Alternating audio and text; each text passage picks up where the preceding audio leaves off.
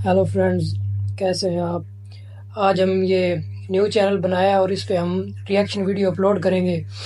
और सबसे पहले जो आज हम वीडियो अपलोड करने जा रहे हैं जिस पे हम रिएक्शन देंगे वो है जी राम मंदिर जो इंडिया में बन रहा है।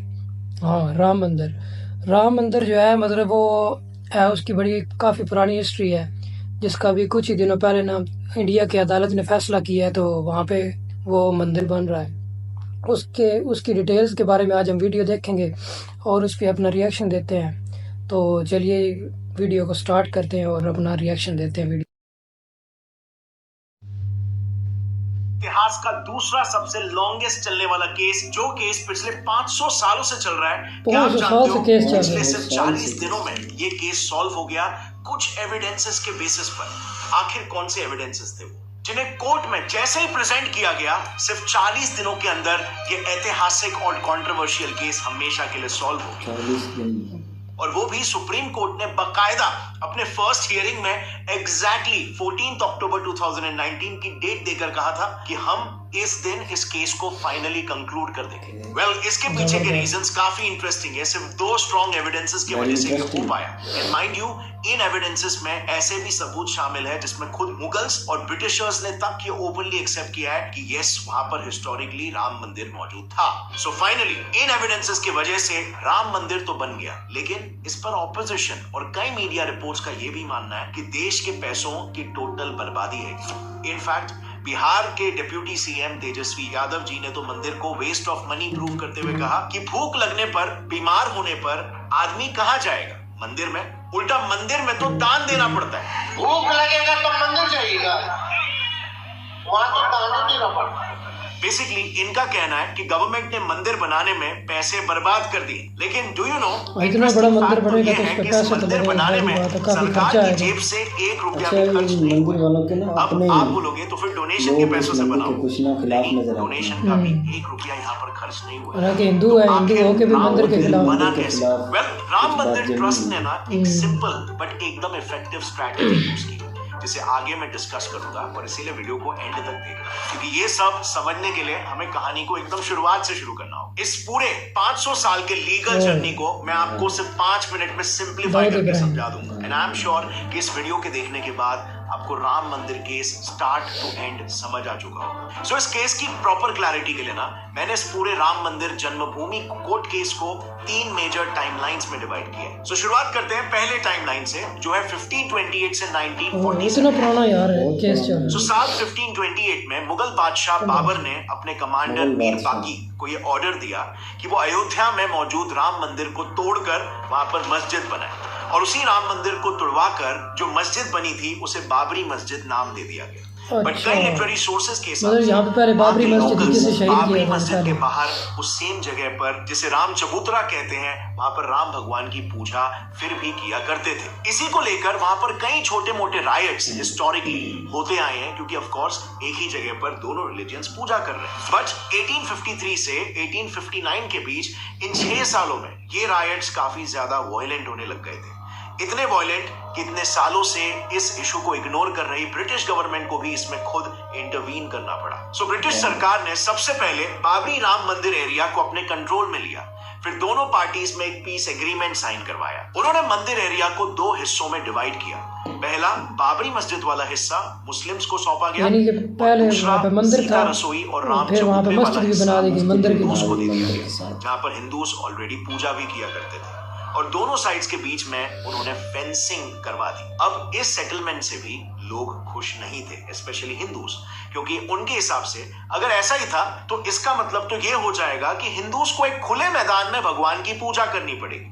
लेकिन ये पॉसिबल नहीं है, और इसीलिए हिंदूज के पर्सपेक्टिव से ये पीस एग्रीमेंट की जगह पर एक कॉम्प्रोमाइज ज्यादा था, और इसीलिए वहां पर फिर भी कॉन्फ्लिक्ट्स होते रहे। इनफैक्ट कुछ छोटे मोटे लीगल केसेस भी वहां पर लड़े गए। लेकिन देश के आजादी के बाद इस कॉन्फ्लिक्ट में एक बड़ा टर्निंग पॉइंट आया। 23 दिसंबर 1949 को कुछ लोगों ने बाबरी मस्जिद के बीचों बीच राम भगवान की मूर्ति स्थापित कर दी, और अगले ही दिन से लोगों ने वहां पर पूजा करना भी शुरू कर दिया। इससे दोनों पार्टीज के बीच में वापस से एक मेजर कॉन्फ्लिक्ट शुरू हो गया। अब ये कॉन्फ्लिक्ट इतना वायलेंट था कि मजबूरन यूपी गवर्नमेंट को उस साइट को ही कंप्लीटली सील करना पड़ गया और उसके बाद से राम जन्मभूमि में एंट्री सभी के लिए एकदम बैन हो गई। अब ये बैन दिसंबर 1949 में लगा ही था कि इसके 12 दिनों बाद यानी कि 5 जनवरी 1950 में महंत रामचंद्र दास जी ने फैजाबाद कोर्ट में ये अपील करते हुए केस फाइल किया कि उनका राइट टू वर्शिप, ये फंडामेंटल राइट वायलेट हो रहा है। अब ये केस कोर्ट में चल ही रहा था कि फिर 1959 में निर्मोही अखाड़ा,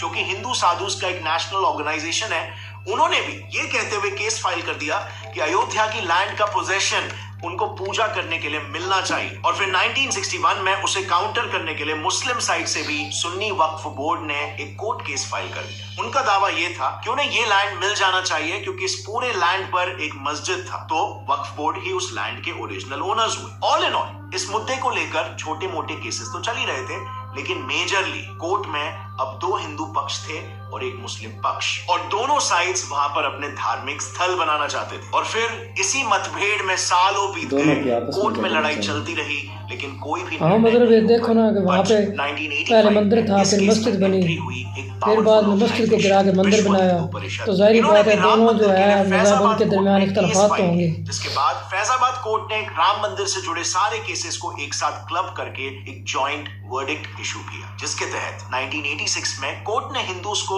उसी जगह पर वर्शिप करने की परमिशन दे दी। अब कोर्ट के इस वर्डिक्ट से नेचुरली दूसरी साइड नाराज हो गई और इस पर रिएक्ट करते हुए उन्होंने एक ग्रुप बाबरी एक्शन कमेटी बनाया। इस ग्रुप ने कोर्ट के इस डिसीजन को चैलेंज किया और फिर से एक कोर्ट केस फाइल किया। फिर इसी नए कोर्ट केस के रिटेलिएशन में 1989 में एक और एक हिंदू ऑर्गेनाइजेशन राम लल्ला विराजमान ने भी केस फाइल किया।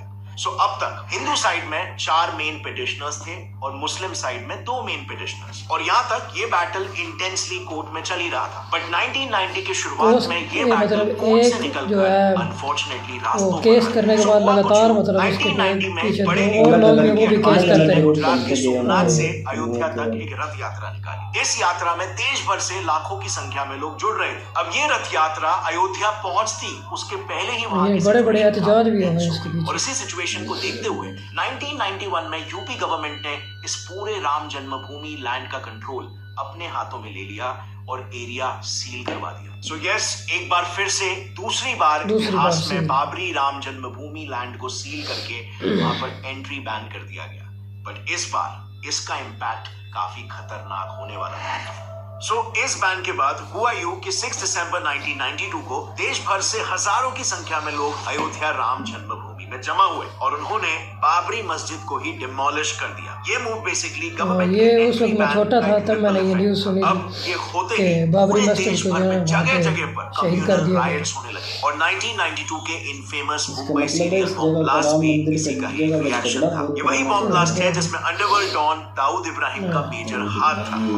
इसके बाद भी ये मुद्दा शांत नहीं हुआ। आने वाले सालों तक ऐसे कई राइट्स पूरे देश भर में चलते रहे, जिसमें 2002 के इनफेमस गोधरा राइट सबसे मेजर था। अब बाबरी के डेमोलिशन के बाद देश की रूलिंग और ऑपोजिशन पार्टीज ने दोनों साइड्स के बीच मीडिएशन करने की भी कोशिश की, बट किसी भी साइड ने कॉम्प्रोमाइज नहीं करना चाहा और वो सभी कोशिशें नाकामयाब रही। इसी दौरान यानी कि साल 2002 में फैजाबाद कोर्ट से राम जन्मभूमि केस को इलाहाबाद हाई कोर्ट में ट्रांसफर कर दिया गया। इलाहाबाद हाई कोर्ट के 3 बेंच जजेस ने आर्कियोलॉजिकल सर्वे ऑफ इंडिया को साइट को सर्वे करने के ऑर्डर्स दिए और उन्हें ये बात पता लगाने के लिए कहा कि क्या वहां पर वाकई में मंदिर था या फिर नहीं। अब कुछ सालों के इन्वेस्टिगेशन के बाद ASI का सर्वे पूरा हुआ और उन्होंने अपनी रिपोर्ट हाई कोर्ट को सौंप दी। इसी ASI रिपोर्ट को पूरी तहकीक कराई इलाहाबाद हाई कोर्ट ने रेफर करते हुए सही तहकीक करके ना फिर उन्होंने कोर्ट ने कहा कि ASI के हिसाब से जो उन्हें वहां पर एविडेंसेस मिले हैं उससे ये निर्णय लिया जा सकता है कि उस जमीन पर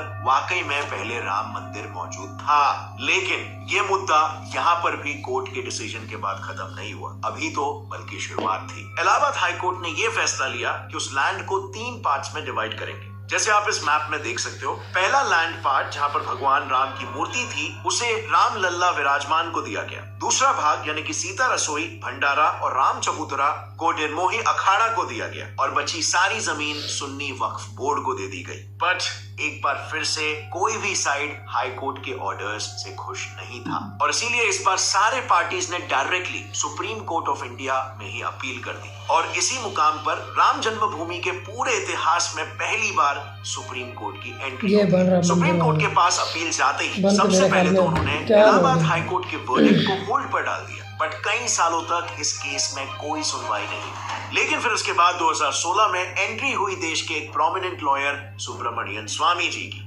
इन्होंने भी सुप्रीम कोर्ट में राम मंदिर के लिए केस फाइल कर दिया और इनके केस फाइल करते ही बस एक ही साल में सुप्रीम कोर्ट में 32 नए अपील्स फाइल हुए। इस प्रेशर की वजह से सुप्रीम कोर्ट ने कहा कि राम जन्मभूमि केस पर डेफिनेटली 2019 से सुनवाई शुरू होगी और एक ही साल बाद फाइनली वो दिन आ गया। 8 जनवरी 2019 को सुप्रीम कोर्ट ने इस केस की सुनवाई के लिए 5 जजेस की बेंच को अपॉइंट किया। ये जजमेंट हिस्टोरिक होने वाला था क्योंकि ना सिर्फ एक 500 साल पुरानी केस सॉल्व होने वाली थी, बट सुप्रीम कोर्ट ने इस केस को सॉल्व करने के लिए एक unique strategy moulding relief principle का इस्तेमाल किया। मोल्डिंग रिलीफ में बेसिकली कोर्ट्स दोनों पार्टीज से पूछती है कि उन्हें एग्जैक्टली क्या मिलने पर वो मानेंगे कि हाँ उन्हें जस्टिस मिला। इस केस में भी सेम हुआ। सुप्रीम कोर्ट ने दोनों साइड्स को पूछा कि क्या मिलने पर वो इस मुद्दे को यहीं पर खत्म कर देंगे। इस पे दोनों साइड्स ने अपने अपने डिमांड सबमिट किए, जिसके बाद सुप्रीम कोर्ट ने ये कह दिया कि वो अब से ठीक 40 दिनों में यानी कि 14 अक्टूबर को इस 500 सालों से चल रहे केस का फाइनल वर्डिक्ट दे देंगे। अब आई नो आप सोच रहे होंगे कि आखिर वो ऐसे कौन से प्रूफ्स थे जिनकी वजह से ये 500 साल पुराना केस सिर्फ 40 दिनों में ही खत्म हो गया। वेल, ये प्रूफ्स अपेरेंटली इतने स्ट्रॉन्ग थे कि जजेस को भी अपना जजमेंट राम मंदिर के फेवर में ही देना पड़ा। अब इन प्रूफ्स को अच्छे से समझने के लिए ना हमने सुप्रीम कोर्ट के 1045 पेजेस वाले अयोध्या वर्डिक्ट का कंप्लीट एनालिसिस किया, जिसके बाद हमें यह पता चला कि अयोध्या केस जीतने में एएसआई द्वारा प्रोड्यूस किए हुए एविडेंसेस का मेजर रोल था। सो एएसआई ने टोटल फैसला देना था जो वहां ने देखा था कि वहां पे पहले मंदिर था। हर एक पीस ऑफ एविडेंस को तो इस वीडियो में एक्सप्लेन करना पॉसिबल नहीं है, बट एग्जैक्टली वो मेन कौन से एविडेंसेस थे जिनकी वजह से आज अयोध्या में राम मंदिर बना, ये आपको इजीली समझाने के लिए हम उन सारे एविडेंसेस को 2 ब्रॉडर कैटेगरीज में डिवाइड करेंगे। फर्स्ट कैटेगरी एक्सकेवेशन और सेकेंड कैटेगरी लिटरेरी सोर्सेस। अब सबसे पहले बात करते हैं एक्सकेवेशन की, जिसके 5 मेजर प्रूफ्स को सुप्रीम कोर्ट ने अयोध्या वर्डिक्ट के लिए प्रोमिनेंटली कंसिडर किया। Proof number 1, Vishnu Hari inscription. ये है विष्णु हरि इंस्क्रिप्शन स्टोन जो एएसआई को बाबरी मस्जिद के निचले ढांचे से मिला था। इस इंस्क्रिप्शन स्टोन में टोटल 20 लाइंस में हिंदू वर्सेस लिखे हुए थे। जब एएसआई ने इसकी रीडिंग की तो इस इंस्क्रिप्शन के 19th लाइन में ये क्लियरली मेंशन था कि ये मंदिर है उस राजा का जिसने 10 सिर वाले राक्षस को मारा था। अब आई नो ये किसी को एक्सप्लेन करने की जरूरत नहीं है कि वो 10 सिरों वाला राक्षस कौन था और उसे मारने वाला राजा कौन था, और इसीलिए सुप्रीम कोर्ट ने इस प्रूफ को प्रोमिनेंटली कंसिडर किया। Proof number 2, Hindu bell in a mosque. ये देखो, ये बेल मॉस्क के पिलर में बंधी हुई थी। Shocking right? ये उतना ही शॉकिंग था सुप्रीम कोर्ट के लिए भी। जब एएसआई ने जजेस को ये बताया कि इस्लाम में आरती और उसमें यूज होने वाले बेल का कोई कॉन्सेप्ट ही नहीं है, जबकि हिंदुइज्म में बेल काफी इंपॉर्टेंस रखता है और मोस्टली आपको हर मंदिर में दिखने मिल जाएगा, तो इस प्रूफ को भी सुप्रीम कोर्ट को कंसिडर करना पड़ा।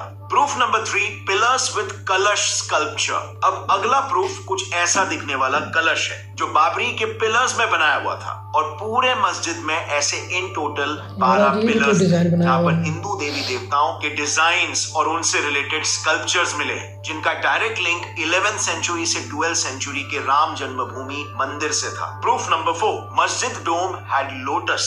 सिर्फ पिलर ही नहीं, बाबरी मस्जिद के मेन डोम के सेंटर में भी कुछ ऐसा दिखने वाला लोटस बना हुआ था। अगेन ये आप जानते होंगे कि लोटस हिंदुइज्म में स्पिरिचुअल एनलाइटनमेंट से जोड़ा जाता है। इवन गॉडेस लक्ष्मी भी लोटस पर ही वास करती है और भगवान विष्णु भी लोटस पर ही विश्राम करते हैं। 5वां और एक ऐसा प्रूफ जिसको कोई भी आम इंसान आसानी से देखकर बता सकता था, वो है ये बाबरी मस्जिद का मेन गेट, जिसके आर्क्स पर क्लियरली श्री राम जन्मभूमि मंदिर लिखा हुआ था। सो ये सब तो सुप्रीम कोर्ट के सामने रखे हुए आर्कियोलॉजिकल एविडेंसेस थे जो खुदाई या डेमोलिशन के बाद एएसआई को मिले थे। बट अब बात करते हैं लिटरेरी सोर्सेज की, जिसके proofs mostly non Hindu sources से लिए गए थे। इनफैक्ट सुप्रीम कोर्ट ने खुद मुगल्स और ब्रिटिशर्स के ही स्क्रिप्चर्स को यहाँ पर कंसिडर करके डिसीजन लिया। So starting with proof number 1, Guru Nanak ji की बायोग्राफी जन्म साखी। इसमें गुरु नानक जी अपने डिसाइपल मर्दाना को बताते हैं कि जब साल 1500 में वो अयोध्या आए थे, तब उन्होंने अयोध्या की सरयू नदी में नहाकर राम जन्मभूमि मंदिर में दर्शन किया था। प्रूफ नंबर 2, तुलसीदास जी की बुक तुलसी दोहा शतक। तुलसीदास जी इसमें बताते हैं कि साल 1528 के गर्मी के मौसम में कुछ बाहर से आए फॉरेन इन्वेडर्स ने अयोध्या के राम जन्मभूमि मंदिर को तोड़कर वहां पर मस्जिद बनाया और इसी दौरान इन्वेडर्स ने वहां के कई हिंदूज को जान से मार डाला, which again proved कि वहां पर मंदिर था। Proof number 3, foreign travelogue. Court में सिर्फ इंडियन लिटरेरी प्रूफ्स को कंसीडर नहीं किया गया। उनके लोगों से भी उन्होंने एविडेंस इकट्ठा करके फिर इसका फैसला ट्रैवलर्स के ट्रैवल लॉग्स, यानी कि जैसे आज गुप्त समय लोग ट्रैवल ब्लॉग्स रिकॉर्ड करते हैं, वैसे ही पहले के ट्रैवलर्स अपने ट्रैवलिंग के दौरान अपने ऑब्जर्वेशंस को बुक में लिखा करते थे। इन्हीं ट्रैवलर्स में से एक थे ब्रिटिश ट्रैवलर विलियम फिंच, जिन्होंने अपनी book early travels in India 1583 से 1619 के बीच में लिखी है। और जब वो 1608 में अपने अयोध्या विजिट के लिए गए तो उन्होंने ये मेंशन किया कि वो एक रामकोट नाम की जगह पर गए और तब उन्होंने देखा कि वहां पर रामचंद्र का कैसल यानी कि महल हुआ करता था, जिसके कुछ अवशेष अभी भी बचे थे। विलियम फिंच भी ये मेंशन करते हैं कि आज भी कुछ ब्राह्मण्स वहां पर परिक्रमा करते हैं और सेम कुछ इसी टाइप का मेंशन एक ऑस्ट्रियन ट्रैवलर टाइफन थैलर ने भी अपने ट्रैवलॉग में किया है कि मुगल्स ने सरयू रिवर बैंक पे सिचुएटेड मंदिर को तोड़ा था, जहां अभी भी हिंदूज द्वारा पूजा पाठ किया जाता है। Proof number 4, British government official document. British rule के टाइम एएसआई के first director general Alexander Cunningham ने अवध प्रोविंस के ऑफिशियल डॉक्यूमेंट में कहा है कि अयोध्या में जन्म स्थान वाले जगह पर एक बड़ा मंदिर हुआ करता था, जिसके कॉलम्स को यूज करके बाबरी मॉस्क बनाया गया है। इवन साल 1886 में फैजाबाद डिस्ट्रिक्ट के जज कर्नल जेईए शामियर के पास एक केस आया जिसमें महंत रघुबीर दास जी ने उनसे ऑलरेडी पूजा हो रहे जगह पर मंदिर बनवाने की रिक्वेस्ट की। इस रिक्वेस्ट पर जज शामियर ने खुद पर्सनली वहां पर जाकर जांच की, जिस जांच के ऊपर उन्होंने ऑफिशियली लिखा भी है कि अनफॉर्चुनेटली मस्जिद हिंदूज के सीक्रेट जगह पर बनाया गया है। अब बात करते हैं प्रूफ नंबर 5 की, मुगल बादशाह औरंगजेब की ग्रैंड डॉटर के द्वारा लिखा गया लेटर। साल 1707 में औरंगजेब की ग्रैंड डॉटर ने मुस्लिम राजाओं को ऑर्डर दिया कि वो हिंदूज के ऊपर एग्रेसिवली जिजिया यानी रिलीजियस टैक्स अप्लाई करें और उनकी मूर्ति पूजाओं को रोके, कुछ उस तरह से जैसे मुगल राजाओं ने 3 मेजर मंदिर जैसे अयोध्या का राम मंदिर, काशी का विश्वनाथ मंदिर और मथुरा के कृष्ण मंदिर को तोड़ा था। इस लेटर के रिकॉर्ड सुप्रीम कोर्ट को मुगल एरा के इस्लामिक राइटर नसीर बहादुर की बुक सहीफा ए जहाल में मिला। इस तरह के total 533 evidences proofs supreme court को दिए गए, जिसे कंसिडर करते हुए at the end supreme court ने वहां पर मंदिर बनाने के फेवर में डिसीजन लिया। इवन एट प्रेजेंट इतने एविडेंस 500 कुछ बता रहे हैं वो, इतने एविडेंस इकट्ठे करके फिर उन्होंने फैसला दिया। ढेरों आर्कियोलॉजिकल स्कल्पचर्स मिले हैं जो हिंदुइज्म से रिलेटेड है। इनको अब सरकार अयोध्या में बनने वाले म्यूजियम में रखने वाली है। अब यू नो व्हाट फ्रेंड्स, ये 500 साल पुराना केस क्लोज ही हुआ था कि एक नई कंट्रोवर्सी आ गई। जो एट प्रेजेंट राम मंदिर बन रहा है, इसको अब रूलिंग पार्टी के ऑपोजिशन वाले वेस्ट ऑफ मनी बता रहे हैं। भूख लगेगा तो मंदिर जाइएगा। लेकिन यहाँ पर एक इंटरेस्टिंग पॉइंट है जो शायद वो मिस कर रहे हैं। इस मंदिर को बनाने के पैसे ना तो लोगों से आए और ना ही सरकार से। तो अब सवाल आता है कि फिर ये मंदिर बना किसके पैसे से? Prominent Hindi news outlet Amar Ujala में पब्लिश्ड एक रिपोर्ट के हिसाब से राम मंदिर बनाने का टोटल एस्टिमेटेड कॉस्ट पहले 900 करोड़ रखा गया, बट लोगों के थ्रू 3600 करोड़ से भी ज्यादा का डोनेशन आ गया, जिसकी वजह से श्री राम जन्मभूमि ट्रस्ट ने 3-4 गुना ज्यादा पैसा बड़े ही smartly 3 banks, state bank of India, Punjab national bank और बैंक ऑफ बड़ौदा में इन्वेस्टमेंट के लिए रख दिया। और फिर इन्हीं बैंक्स में रखे गए पैसों से जो इंटरेस्ट आया, उसी ब्याज से ये पूरा मंदिर बना हुआ है। और इसी वजह से ना यहाँ पर सरकार यानी कि वो पैसा उन्होंने बैंक में रखा है, उस पे जो उन्होंने प्रॉफिट है वो इंटरेस्ट मिला उससे उन्होंने बनाया, वो असल पैसा भी उन्होंने इस्तेमाल नहीं किया। देश की इकोनॉमी में एक अच्छा खासा पैसा आने वाला है और आना शुरू भी हो चुका है। राम मंदिर की वजह से अयोध्या में आज 5 स्टार होटल्स जैसे ताज, एक मंदिर बना और जनाब इतना कारोबार शुरू हो गया। Confederation of all Indian traders का एस्टिमेट है कि राम मंदिर की वजह से अयोध्या में 1 लाख करोड़ का बिजनेस जनरेट होने वाला है, एक इकोसिस्टम क्रिएट होगा। इवन इंडिया टुडे में रिसेंटली पब्लिश्ड एक रिपोर्ट के हिसाब से यानी कि बड़ा ये उनकी इकोनॉमी के लिए भी अयोध्या में वहाँ के लोगों के लिए बड़ा एक इम्पोर्टेंट जगह है, मंदिर है वहाँ में। जॉब मिल चुका है। इनफैक्ट मैं भी जब इस मामले में थोड़ा रिसर्च कर रहा था तो आई वॉज शॉक्ड। 22 जनवरी के दिन शायद ही अयोध्या के कोई भी होटल में 1 नाइट स्टे का रेट 20,000 रुपए से कम है। आज इस मंदिर के कारण जब वो पाकिस्तान इंडिया का मैच था तो उस वक्त वो उन्होंने मतलब जो है ना होटल के रेट काफी ज्यादा कर दिए थे। अब देखो ये मंदिर एक बन रहा तो उसकी वजह से क्या राय है? इनका मंदिर बना और ये दूसरी जगह से लोग अब एक तरफ यूपी में ये चल रहा है तो दूसरी तरफ आसाम के सीएम हिमंत बिस्वा शर्मा जी जो by the way north east के योगी बुलाए जाते हैं वो इंडिया में पहली बार पॉलीगेमी को बैन करने जा रहे हैं, जबकि ये डिसीजन कहा जा रहा है मुस्लिम्स के फंडामेंटल राइट्स को अफेक्ट कर सकता है। तो आखिर वो ये बैन कैसे ला पाएंगे? वेल, इस पूरे मुद्दे को डिटेल में मैंने इस वीडियो में कवर किया है, जिसे आप यहाँ पर क्लिक करके देख सकते हो। काफी इंटरेस्टिंग पर्सपेक्टिव। अगर आपको इस वीडियो से कुछ भी नया सीखने मिला तो एक लाइक जरूर ठोकना और सब्सक्राइब कर लो मेरे चैनल को, क्योंकि ऐसे इंटरेस्टिंग वीडियोस आगे भी आते। वीडियो तो देख ली हमने, बड़ी ज़बरदस्त। और एक जो है ना मतलब एक उसकी सारी हिस्ट्री उन्होंने बताई है। ये मुझे यानी किस तरह वो सन 1500 में उसका मतलब एक सिलसिला जो है शुरू हुआ मुग़ल एम्पायर के दौर में, जब वहाँ मतलब पहले वो कह रहा है कि मंदिर वहाँ पे था, उसको गिरा के वहाँ पे मस्जिद बनाई गई। और फिर जो है बाद में मतलब उसका केस हुआ सारा, उस पर जो है ना लोगों के दरमियान जो हिंदू और मुसलमान थे उनके दरमियान उनके इख्तलाफात चलते रहे। फिर साथ जो है 1949 में मेरे ख्याल वो कह रहा है आज़ादी के बाद जो है फिर वो वहाँ पे जो उन्होंने हिंदुओं ने वहाँ पे जो है वो केस फाइल कर दिए इस जगह पे कि यहाँ पे पहले मंदिर था और यहाँ पे मस्जिद बनाई गई है। तो उस पे उसने ये सारी डिटेल दी है। फिर आहिस्ता आहिस्ता जिस तरह उनको आर्कियोलॉजिस्ट ने जिस तरह मतलब उन्हें एविडेंस दिए ला के, और मतलब सारे 500 से ज़्यादा उन्होंने जो वहाँ की सुप्रीम कोर्ट है उन्होंने 500 से ज़्यादा एविडेंस इकट्ठे करने के बाद वहाँ पे फैसला दिया है। और आज जब हम ये वीडियो रिकॉर्ड कर रहे हैं, आज 22 तारीख है, और आज मेरे ख्याल में वहाँ पे उसका जो है ना वो मंदिर का जो क्या उसे कहते हैं इफ्तिताह था, और वहाँ पे काफ़ी लोग आए हुए थे जो बड़े बड़े इंडिया के जो काफ़ी फेमस सेलिब्रिटीज़ हैं वो आई हुई थी। उस पर भी हम इंशाल्लाह जो है ना नेक्स्ट वीडियो बनाएंगे। जो आज मतलब अगर वो वीडियो अगर आ जाती हैं तो वो हम ढूंढेंगे और उस पर हम जो है ना कल उस पर हम रिएक्शन हाँ जी अपने तासुरात जो है वो आपके साथ शेयर करेंगे। तो ज़्यादा वीडियो लंबे नहीं करते। अगर आपको ये वीडियो अच्छी लगी हो तो हमारे चैनल को सब्सक्राइब कर दें, क्योंकि ये हमारी पहली वीडियो थी। ज़ाहिर बात है आप सपोर्ट करेंगे तो हम आगे चलेंगे। जितना ज़्यादा आप सपोर्ट करेंगे हमारा हौसला और उतना ज़्यादा बढ़ेगा और हम नई से नई वीडियो बनाएंगे। साथ ही जो आप वीडियो मतलब आप हमें मेंशन करना चाहते हैं वो हमें आप नीचे कमेंट में मेंशन कर सकते हैं, तो उस पर हम ज़रूर रिएक्शन वीडियो बनाएंगे। और बहुत शुक्रिया मुकम्मल वीडियो देखने के लिए, थैंक्स। इंशाल्लाह जो है कल नेक्स्ट जो है रिएक्शन वीडियो में आपके साथ मिलते हैं। फिलहाल के लिए ओके बाय।